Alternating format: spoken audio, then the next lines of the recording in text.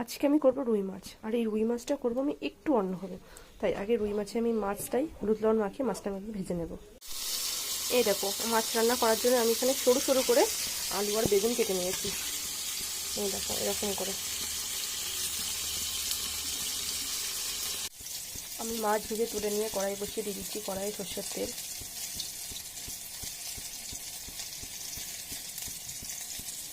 তেলটা গরম হয়ে গেছে, দিয়ে দিচ্ছি এর মধ্যে আমি কালো জিরে ফোড়ন,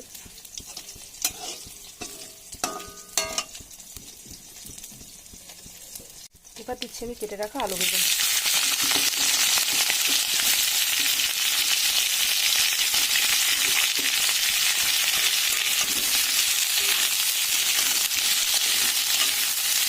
দিচ্ছি লবণ, দিচ্ছি হলুদ,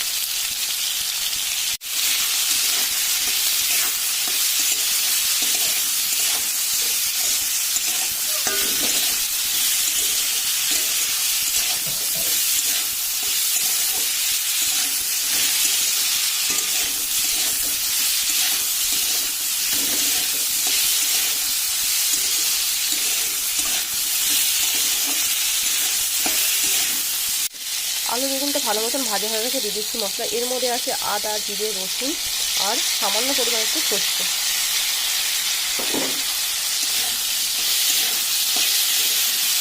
এবার দিয়ে দিচ্ছি এর মধ্যে টমেটো। এবার এই বাটিটা ধুয়ে সামান্য পরিমাণ জল আমি দিয়ে দিলাম এর মধ্যে।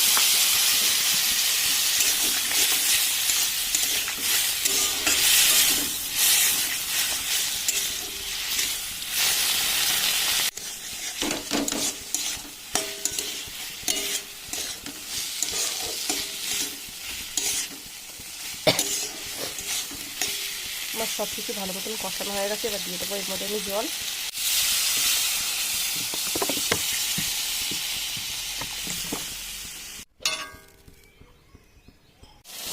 এবারে আমি দিয়ে দেবো এর মধ্যে মাছ।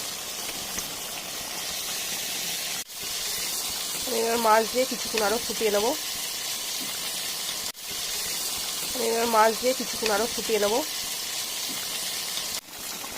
ফুটিয়ে গেছে নিয়ে আমার তরকারিটা প্রায় হয়ে এসেছে, তাই এর মধ্যে দিয়ে দেবো এর মধ্যে গরম মশলা।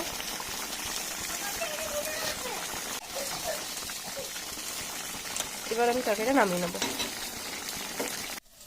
এই দেখো বন্ধুরা, তরকারিটা আমি নামিয়ে নিয়েছি।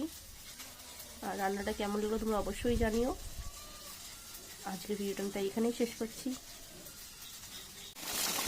শুকিয়ে গেছে নিয়ে আমার তরকারিটা প্রায় হয়ে এসেছে, তাই এর মধ্যে দিয়ে দেবো এর মধ্যে গরম মশলা।